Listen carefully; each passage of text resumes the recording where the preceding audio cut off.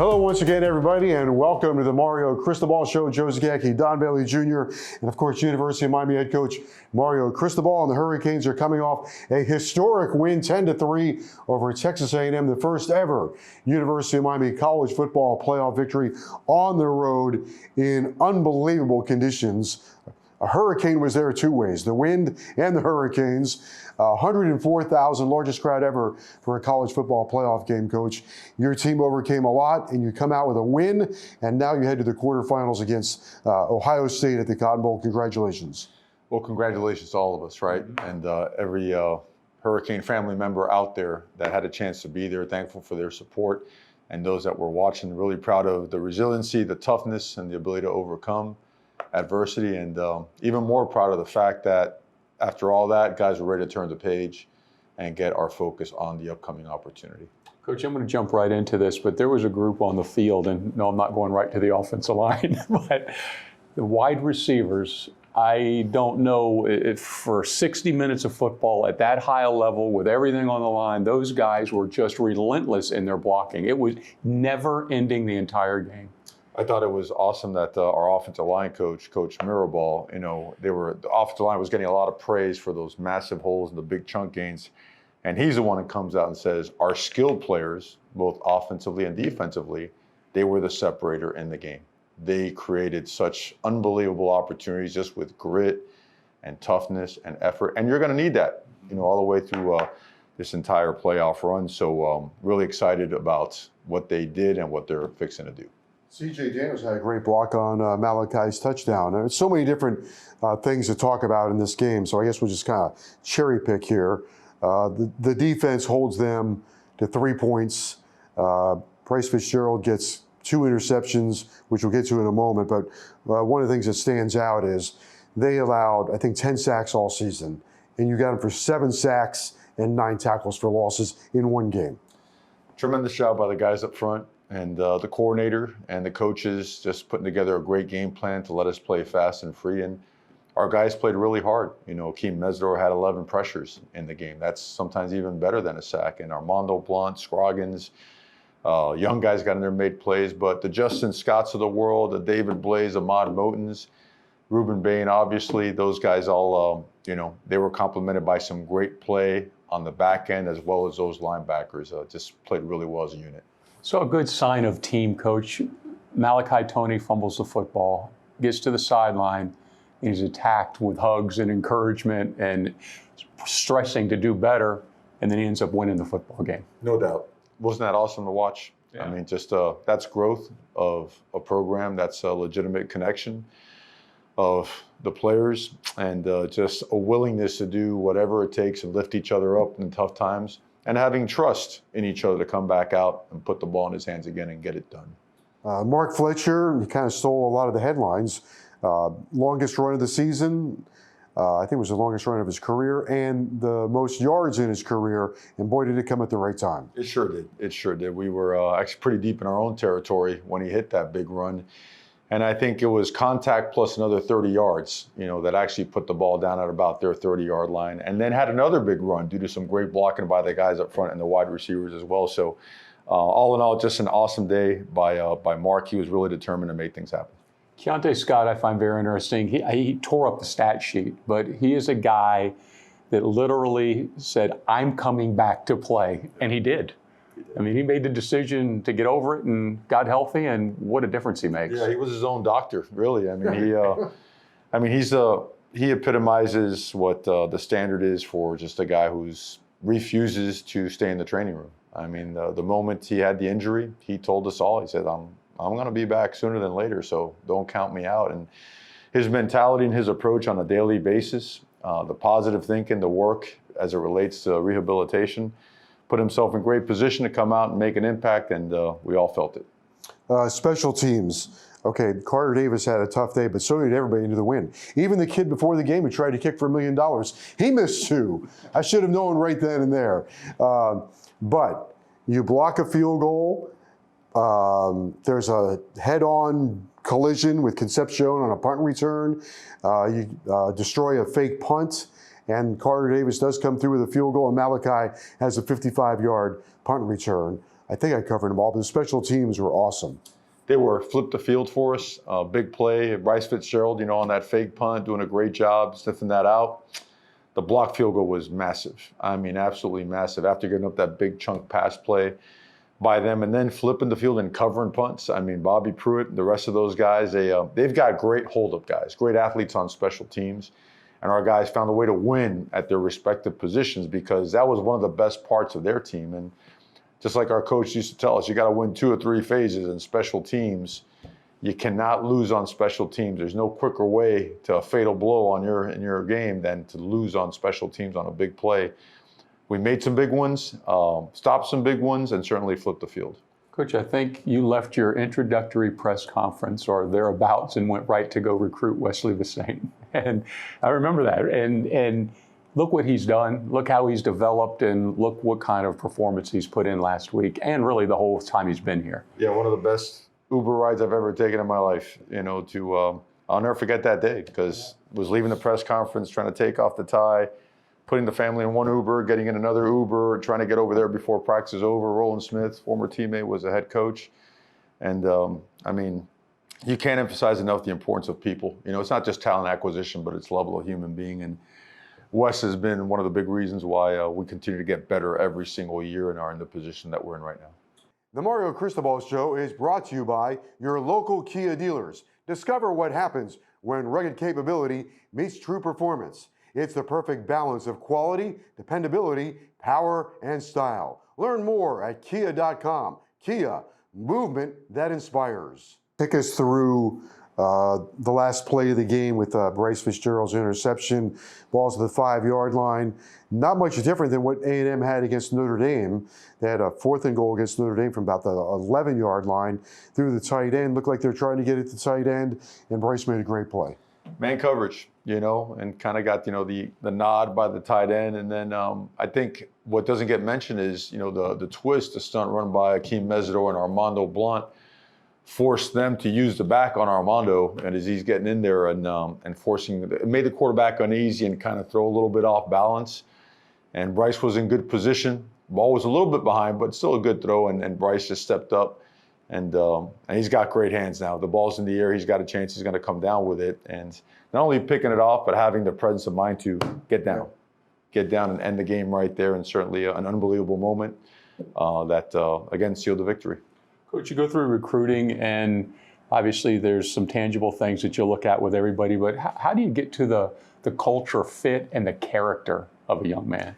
Well, it's all about the people, and you take such a deep dive into that. You grab all the people that you can, and that can give you a true, a testament to what the young man is and what he's willing to do, not to do. And then you spend time watching them, and people think that it's just about going to watch them make plays.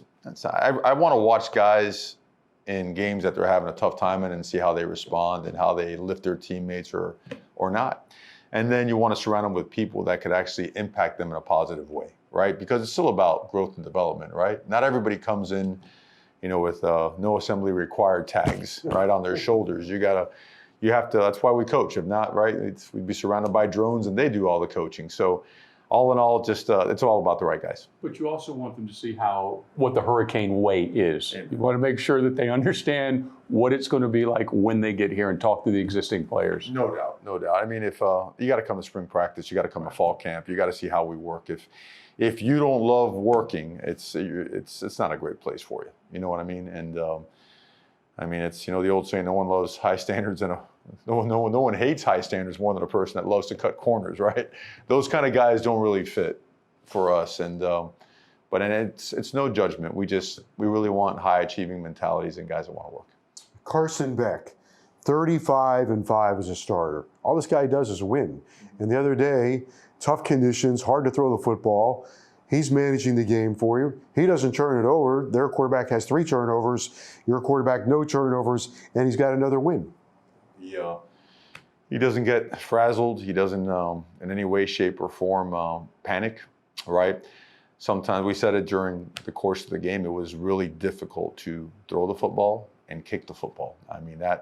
Look at some of the snaps. Look at one of the snap that Malachi had to catch, right? The wind, it snaps, wind takes it. It looks like one of those funky video games. And when a quarterback understands that and he knows, oh, today I got to be more of a point guard than a shooting guard. I mean, all of a sudden you walk out of there. We had the one fumble. It's our second fumble of the year, right? Two too many. We don't want any. But 0 interceptions. That in itself right there is a massive difference in the game. 2 interceptions that we had, right, that we picked off versus 0 that we threw. Plus his ability to get you in and out of the correct play and also move personnel to help you accentuate the play. Amen. The protections that he helped us put ourselves in the right ones, the running game and the checks that he made, coming out the second half and getting that ball. That was a great drive to start the second half because the first half was rough. We had 5 possessions in the second half, right? We had a field goal, we had a missed field goal, then we had, I believe we had a punt, and then we had a turnover, which we were driving on, and then we had a touchdown. So in those 5 possessions, we were moving the ball well, and of course Carson and the rest of those guys were a huge reason why. I think you've had, I think I'm right, there's 8 games this season with no turnovers. We haven't turned the ball over at all. This win on the big stage at Texas A&M, all of college football is watching. What do you think it means for your program right now?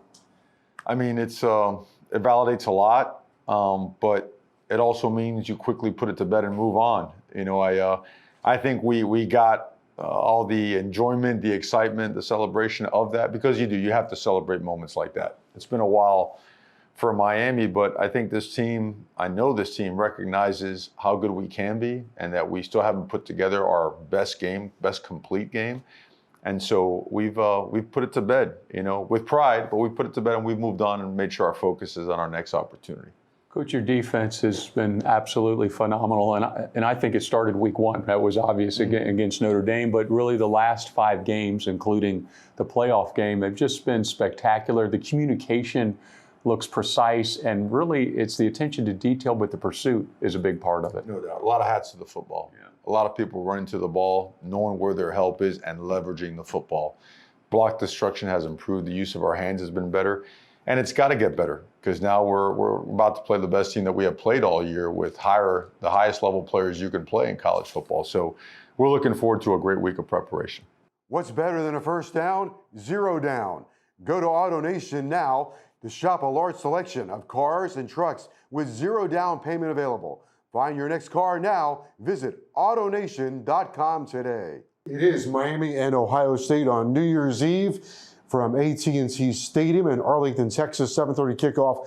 Miami and the Ohio State Buckeyes. A little history between the two teams. They're the defending champs. They're kind of in the same position you were last year that you were in this year.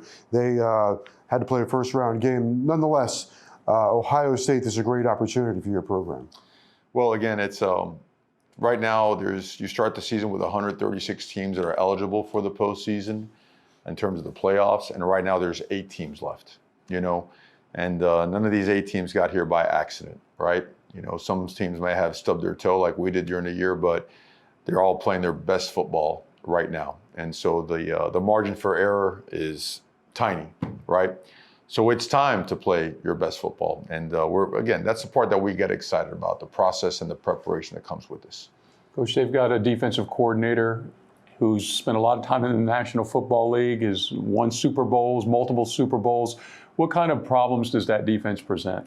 Just the multiple looks at this guys that come with it, elite level talent that you can use in different manners, different ways, guys that can do just about everything. Guys that could play off the ball, guys that can line up on the edge and rush the passer, guys that can line up on the edge and drop into coverage and be able to cover backs and tight ends, backs that come out of the backfield in certain concepts. So just a very a high-end, high caliber talent operation that plays really hard and physical, that's very well coached. A lot of different things to talk about with their offense, but obviously the guy that jumps out is Jeremiah Smith.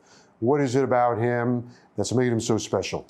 I mean, it's him, it's Tate, it's Ennis, it's their tight ends, it's their offensive line, it's their quarterback, it's their backfield. It's the entire operation. They obviously Jeremiah Smith is an elite football player, but he's surrounded by elite players, and it all starts up front. That offensive line has physically just had its way with people throughout the entire year. Very well coached. They play with great technique and pad level, move their feet. They create a lot of movement, protect the quarterback really, really well.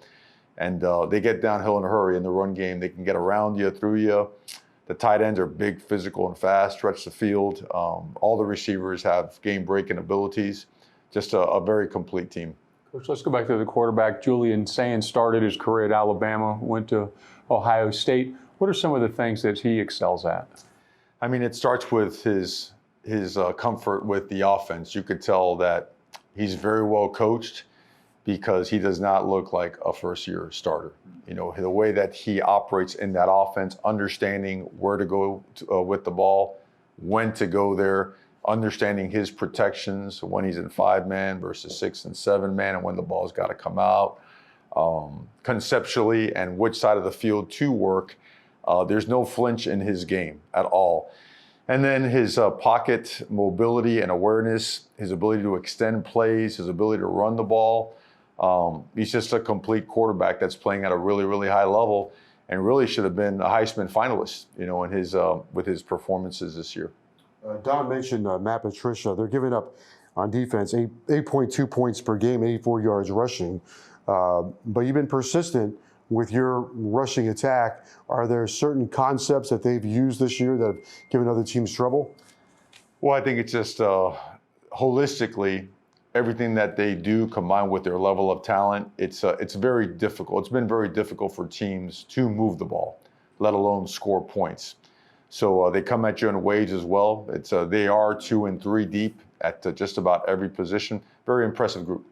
Coach, is there any way to describe how close the margins really are? Especially, you know, you come out of the regular season, you go to Pitt on the road there, and that's a margin game is how you discussed before you went in, and then you go to the first round of the playoffs. And now you go another step further.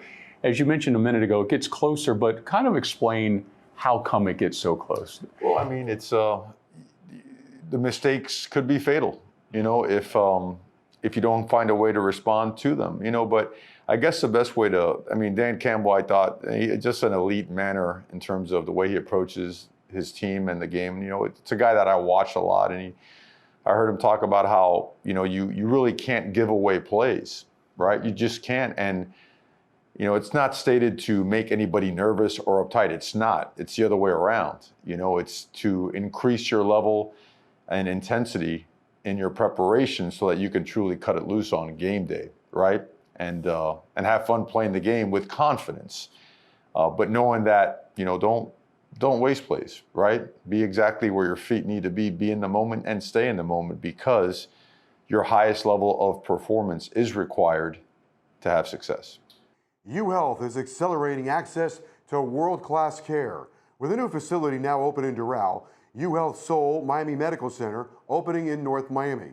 The University of Miami Health System is redefining the future of healthcare across South Florida. As the region's only academic-based health system, UHealth brings top specialists, advanced research, and cutting-edge treatments directly to the communities it serves. Visit umiamihealth.org to learn more. The playoff system, you were in it when it was 4, right, with Alabama. Now we've got 12. Played on campus. I thought it was pretty wild. Just your overall thoughts on where we are with this playoff, and I mean, it's got to be exhilarating, right, when you're in it. I think it's great. I mean, I think playoffs with people gaining home field advantage, I think it's a great concept, and there's a reason the NFL does it, right? They don't play in a different state until the very last one. So, a great experience, but we've learned our lesson this year about. I mean, it's Monday already, right? Like, we've moved on. We've learned the experience of how attention and accolades can, you know, just take away from the next week and become a little bit intoxicating. So we're thrilled, and really, I mean, the turnout by our fans, because they put them up in like the stratosphere, you know, to watch the game. But that's part of home field advantage. I think it's awesome, and I'm glad they were a part of it. But really happy that our players have more validation of their processes to make them hungrier, to make them humble and appreciative of what we have in front of us, and take full advantage of it. Coach, how do you schedule this? I mean, you come home, you played obviously on Saturday, that's fine, but you're playing a week and a half later on a Wednesday, and Christmas is there. And how do you do the scheduling for a game like this? Well, you really can't take Christmas, birthdays, weddings, anything into account. Right. You know, I mean, your Christmas present is we're playing, you know, and what a present. I'd exchange anything for that present, right? at any time. It just so happens this week it lays out, just like a regular game week, just with 3 extra days and 3 that we'll take full advantage of. You have to have the balance of getting in your physical work and practicing physicality at the line of scrimmage and on the perimeter, but you also have to maintain the health at the forefront of your preparation. So it's a regular game week +3, and we're taking advantage of every second we can. But Wednesdays can sometimes be a Monday, and Tuesdays can sometimes be a Thursday, right? When you're in the football world, you get a couple extra Tuesdays and Wednesdays, those are your heavy lifting days. When I say lifting, like actual work days, and you get an extra Monday and an extra Sunday. So you get 2 Sundays, 2 Mondays, and a couple of extra days in there as well.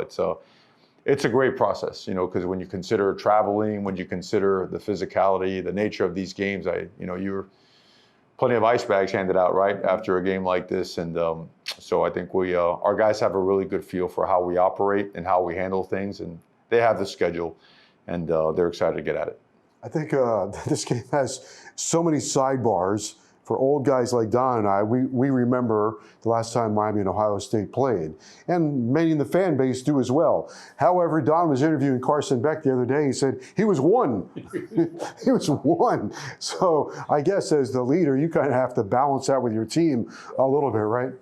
Well, I mean, I think, when 2 teams that have a history, they play, that's always going to come up with the fan base and everything else. And I mean, college football is awesome because of the pageantry and how just passionate the fan base are and whatnot. And that's great, but this game is the 2025 version of both programs, and that's it. That's where it stays. I mean, this is going to be determined by the 22 guys on the field on a snap by snap by snap basis. And that's what our focus is. The outside stuff, I mean, people, again, let them have fun with whatever they want to have fun and focus on.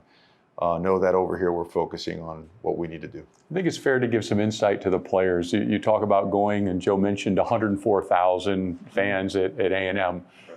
If you're on the field and if you're Miami, you want that. That's fine. You don't mind going against 104,000 of their people. And the same thing's going to happen when we go to Dallas too. It's going to be a big crowd and very, very loud. But that's the fun of the game. Yeah, it's the old movie Hoosiers, man. The field's 120 yards long, right, and 53 1/3 yards wide. So. And every single day we practice on that same field and out here on Green Tree. And it's always going to be in the preparation, how that carries over to execution. And, we expect a lot of our people there. It's an unbelievable venue. But between now and then, there is a lot of work to do, a lot of film study to do. And that's our sole focus is on that, just full bore, full throttle. I guess the last thing for you as this unfolds, what are some of the boxes that need to be checked for you to have success in this game? Well, I mean, it's everything.